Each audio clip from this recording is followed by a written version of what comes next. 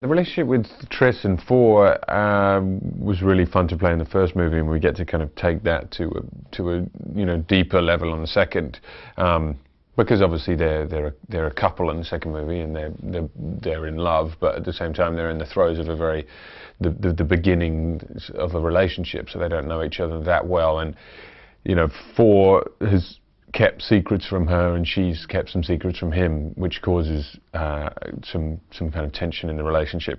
Four, you find out that yes, he has a mother who he thought was dead, and she had basically faked her own death years ago, and but there has been a little bit of contact recently because she's quite an ambitious woman herself, and sees that she wants the downfall of this social structure, the faction system.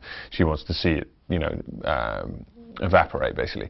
So she reaches out to him and is in an attempt to form an alliance, basically, and form an army.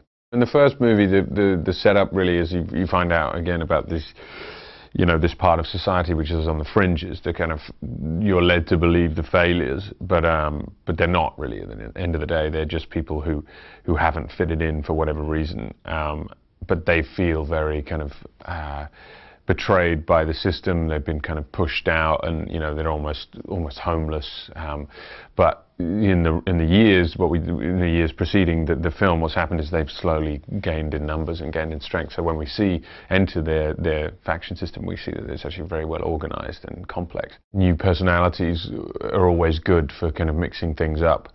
Naomi Watts, obviously, she has this kind of cunning serenity, which is very fascinating to watch. Daniel Dae Kim is ice cool in a great way, but also he's a smart guy. And then Octavia Spencer has this kind of natural, motherly warmth. People who haven't read the book, I think, are easily going to be able to connect with the material, because it's essentially a civil war. It's a love story.